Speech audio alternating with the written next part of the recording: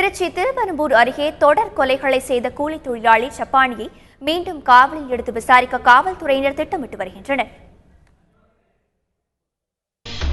திருவெரும்பூரில் வாகன ஓட்டுநர் தங்கதுரை கொலை தொடர்பாக கிருஷ்ணசமுத்திரம் பகுதியைச் சேர்ந்த அவரது நண்பர் சப்பானியிடம் போலீசார் தீவிர விசாரணை நடத்தினர். அப்போது ஒரு பெண் உட்பட 10 பேரை கொலை செய்து புதைத்துள்ளதாக சப்பானி தெரிவித்துள்ளார். அவர் அடையாளம் காட்டிய இடங்களில் இருந்து எலும்புக்கூடுகள் தோண்டி எடுக்கப்பட்டு உடல்கூறு ஆய்வு செய்யப்பட்டுள்ளது. எனினும் சப்பானி கொன்று புதைத்ததாக கூறிய பெரியசாமி, அற்புதசாமி ஆகியோரது உடல்களை கண்டறிவதில் போலீசுக்கு சிக்கல் ஏற்பட்டுள்ளது. மேலும் செக்குப்பாறையில் 2 இடங்களில் பிணங்கள் புதைக்கப்பட்ட அடையாளங்கள் இருக்க போலீசார் அது பற்றி விசாரித்து வருகிறார்கள். இதனிடையே தொண்டைமான்பட்டியைச் சேர்ந்த விவசாயி சண்முகத்தை சப்பானி கொன்றிருக்கலாம் என்று சண்முகத்தின் மனைவி தனலட்சுமி காவல்துறையிடம் புகார் கொடுத்துள்ளார். இதையடுத்து அந்த பகுதியில் காணாமல் போனவர்கள் பட்டியலை கையில் எடுத்துள்ள போலீசார் அவர்களில் யாராவது சப்பானியால் கொலை செய்யப்பட்டுள்ளனரா என்ற கோணத்திலும் விசாரணையை முடுக்கிவிட்டுள்ளனர்.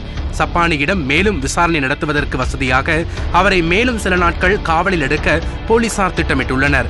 கடந்த 30ஆம் தேதி போலீஸ் காவலில் எடுக்கப்பட்ட சப்பானி நாளை நீதிமன்றத்தில் ஆஜர்படுத்தப்பட உள்ளது குறிப்பிடத்தக்கது.